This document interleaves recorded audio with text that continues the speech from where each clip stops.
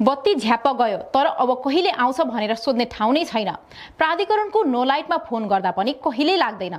यदि तपाईको पनि गुनासो यही हो भने अब समाधान आएको छ। देशभर पटक पटक बत्ती जाँदा हैरान भएका उपभोक्ताको गुनासो सुन्न र तत्काल समाधान दिन नेपाल विद्युत प्राधिकरणले अब देशव्यापी रूपमा एउटै नम्बरबाट चल्ने अत्याधुनिक कल सेन्टर सञ्चालनमा ल्याएको छ, जसले फोन नलाग्ने पुरानो झन्झटलाई सधैँका लागि अन्त्य गर्नेछ। नेपाल विद्युत प्राधिकरणले देशभर विद्युत आपूर्तिमा समस्या आएपछि उपभोक्ताको गुनासो तत्काल सुन्न र समाधान दिन 8 वटा प्रभावकारी कल सेन्टर सञ्चालनमा ल्याएको छ। बत्ती गयो अब कहिले आउँछ भन्ने आम उपभोक्ताको प्रश्नको जवाफ दिन 1150 नम्बरमा कल गर्न सकिने व्यवस्था मिलाइएको छ। यस नम्बरमा डायल गरेपछि उपभोक्ताले आफू रहेको प्रदेशको कोड थिच्नु पर्नेछ। कोशीका लागि 1, मधेस 2, काठमाडौँ उपत्यका 3, उपत्यका बाहेक बागमती 4, गण्डकी 5, लुम्बिनी 6, कर्णाली 7 र सुदूरपश्चिमका लागि 8 नम्बर थिचेपछि कल सम्बन्धित प्रदेशको कल सेन्टरमा पुग्छ।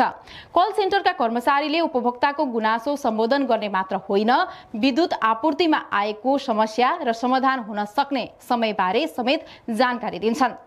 यो सेवा सातै प्रदेशमा 24 घण्टा उपलब्ध छ। यदि कुनै कारणवश कल केन्द्रमा फोन लागेन भने शून्यमा डायल गरेर पनि गुनासो गर्न सकिने व्यवस्था गरिएको छ, जसले शनिबार बाहेक साताको 6 दिन काम गर्छ। पहिले प्राधिकरणले सञ्चालन गरेको नो लाइट सेवा धेरै उपभोक्ताले एकैपटक फोन गर्दा प्रभावकारी हुन सकेको थिएन।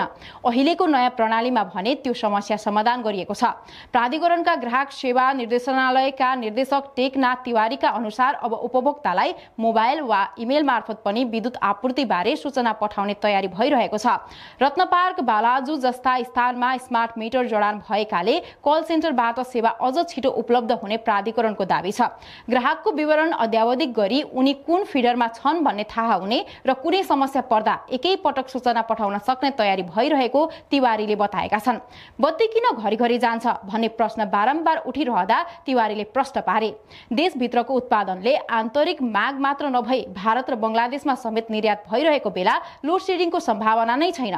प्राधिकरणले सूचना प्रविधिको भरपूर उपयोग गर्दै उपभोक्ताको गुनासो छिटो सुन्ने र समाधान गर्ने प्रणालीलाई अझ सशक्त बनाउँदै लगेको जनाएको छ।